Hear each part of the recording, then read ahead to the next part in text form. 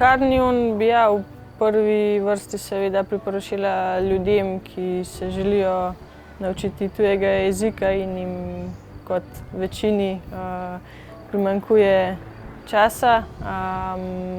Pa tudi ljudem, ki imajo stresno življenje in se v bistvu želijo samo spočiti in pa umiriti. V bistvu čisto zaradi mojega natrpanega urnika.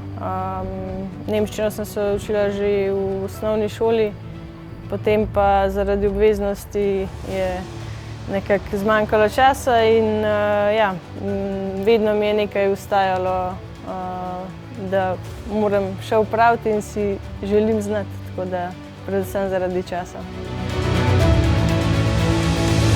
Samo vzdušje, že ki stopaš skozi vrata v hišo, je neka zelo dobra energija in pa predvsem ljudje. To je tisto, kar je zelo pomembno, da te v bistvu pol pritegne, da s treningom še nadaljuješ.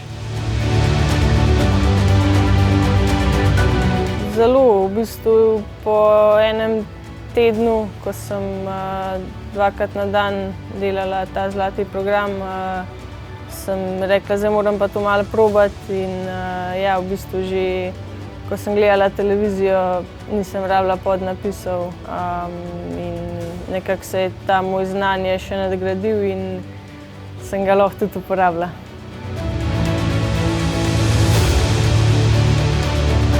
Jaz delam vizualizacijo in v bistvu v alfa stanju to toliko hitreje pride v možgane in pri meni je zelo pomembno to, da je stvar avtomatizirana, ker imam zelo malo časa, da opravim svojo nalogo na skakalnici in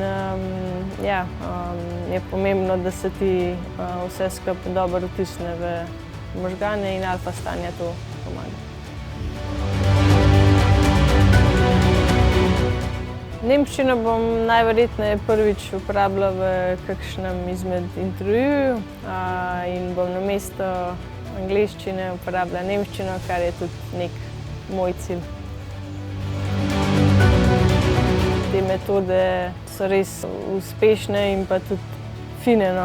Jaz v bistvu sem se učila 2krat na dan, pa sem mislila, koliko bom utrujena, ampak na koncu se mi je zdelo, da sem bila še bolj spočita kot sicer.